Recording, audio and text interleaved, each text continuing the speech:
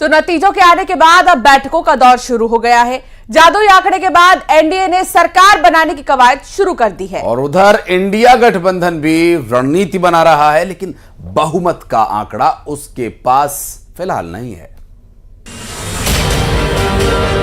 ये सबका साथ सबका विकास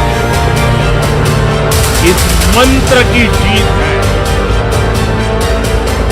140 करोड़ भारतीयों की जीत है। देश की जनता का जनाधार एक बार फिर एनडीए सरकार को पूर्ण बहुमत दे चुका है। 2014 में जिस मुकाम पर प्रधानमंत्री नरेंद्र मोदी खड़े थे, 2024 में भी वहीं खड़े हैं। फर्क बस इतना है कि आंकड़े बदल गए हैं। बीजेपी बहुमत के जादुई आंकड़े तक अकेले बेशक न पहुंच पाई हो, लेकिन बहुमत उसके साथ है, क्योंकि एनडीए के पास न सिर्फ 272 का स्पष्ट आंकड़ा है, बल्कि उसके आगे की करीब 25 सीटों पर भी उसका ही कब्जा है।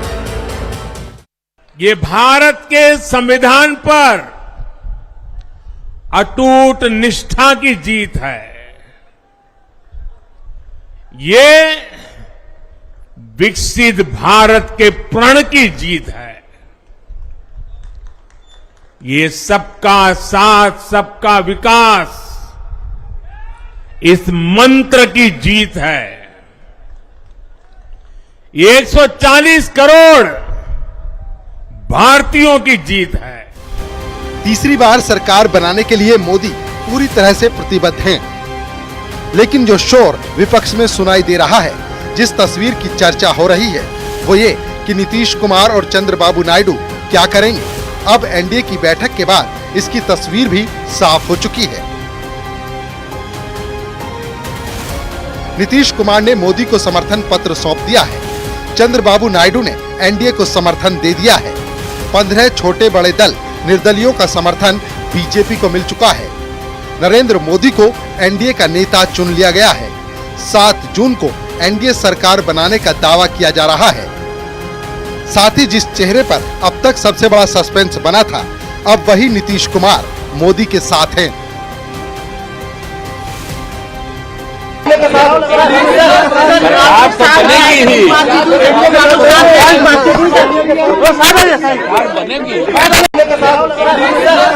आप तो बनेगी ही। How can we contest elections if you are not a part of NDA? 3 parties combined we collected. Why you got that doubt? I don't know. Sir, how was the meeting? How was the meeting, sir? Good. We elected. And sir, what about portfolios? Sir, anything? Portfolios, Sir, any portfolio? 10 सालों तक सत्ता के शिखर पर टिके रहना, 10 साल बाद चुनाव में अड़े रहना और उसके बाद जीत की ऐसी तस्वीर तैयार कर देना कि विपक्ष जीतता तो दिखे लेकिन सत्ता से दूर रहे, ये मोदी ही कर सकते हैं और उन्होंने ऐसा कर दिखाया। तभी तो पिछले 60 वर्षों में ऐसा पहली बार हुआ है जब 10 साल सत्ता में रहने के बावजूद कोई सरकार पूर्ण बहुमत के साथ सरकार बनाने जा रही है। लेकिन विपक्ष इसलिए खुश है क्योंकि बीजेपी को पूर्ण बहुमत नहीं मिला। कांग्रेस पार्टी ने इस चुनाव में, कांग्रेस पार्टी के सब नेताओं ने 2-3 चीजें की। सबसे पहले हमने इंडिया गठबंधन के पार्टनर्स की रिस्पेक्ट की, उनकी जो विशेष थी उनको हमने साथ लिया और आपने देखा होगा कि जहां भी गठबंधन लड़ा हम एक होकर लड़े। दूसरी बात, कांग्रेस पार्टी ने क्लैरिटी से हिंदुस्तान को एक नया विजन दे दिया है। Pro poor vision, pro production vision Hindustan को इंडिया गठबंधन ने साफ दे दिया है। आंकड़ों में बहुमत से काफी दूर रहने के बावजूद इंडिया गठबंधन की सत्ता पर काबिज होने की कोशिशें शुरू हो गई हैं। बैठकों पर बैठकें और संदेश पर संदेश दिए जा रहे हैं।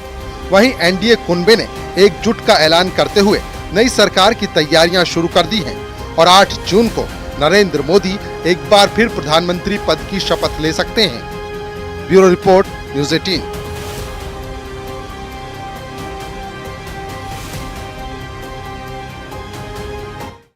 और बड़ी खबर भोपाल से, जहां पर एमपी में करारी हार पर कांग्रेस में घमासान मचा हुआ है।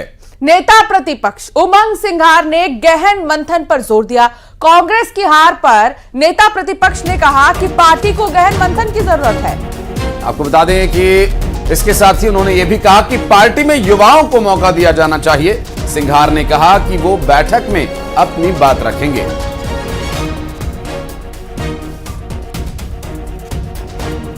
हमारे साथ नेता प्रतिपक्ष उमंग सिंघार जी मौजूद है। सर, ऐसे क्या कारण रहे कि मध्य प्रदेश में कांग्रेस अपना खाता भी नहीं खोल पाई? देखिए, कल प्रदेश अध्यक्ष जी ने भी कहा कि क्या स्थिति रही प्रदेश में, उन्होंने डिटेल में बताया।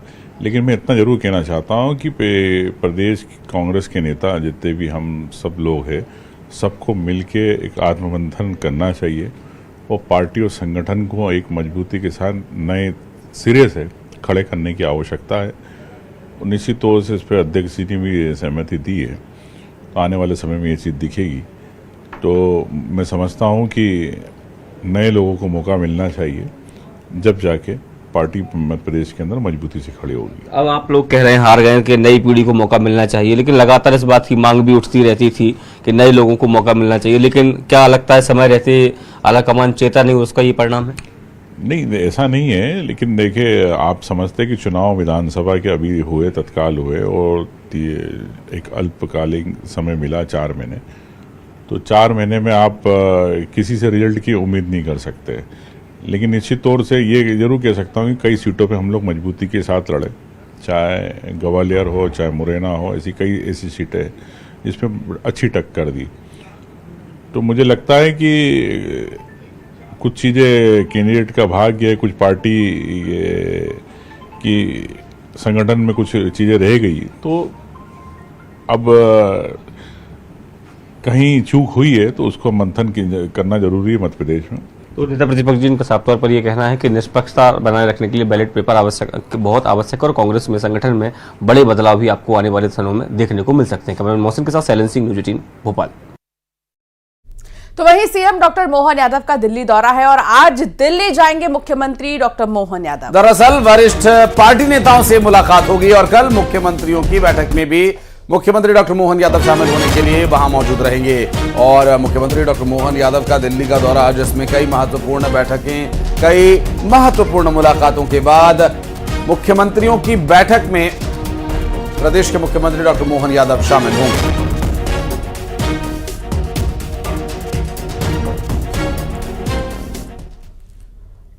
और मुंबई सहित कई जगहों पर एनडीए की जीत पर होर्डिंग्स लगे हुए हैं।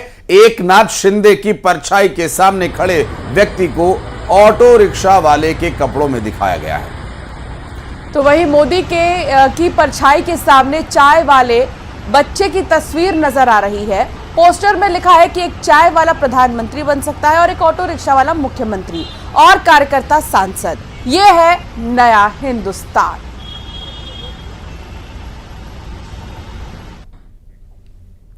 खबर कटनी से है, जहां न्यूज़ 18 की खबर का बड़ा असर हुआ है। पीयूष सरावगी को पुलिस ने हिरासत में ले लिया है। दरअसल गाड़ी में कट्टा लहराने का वीडियो वायरल हुआ था और माधव नगर पुलिस ने हिरासत में लिया।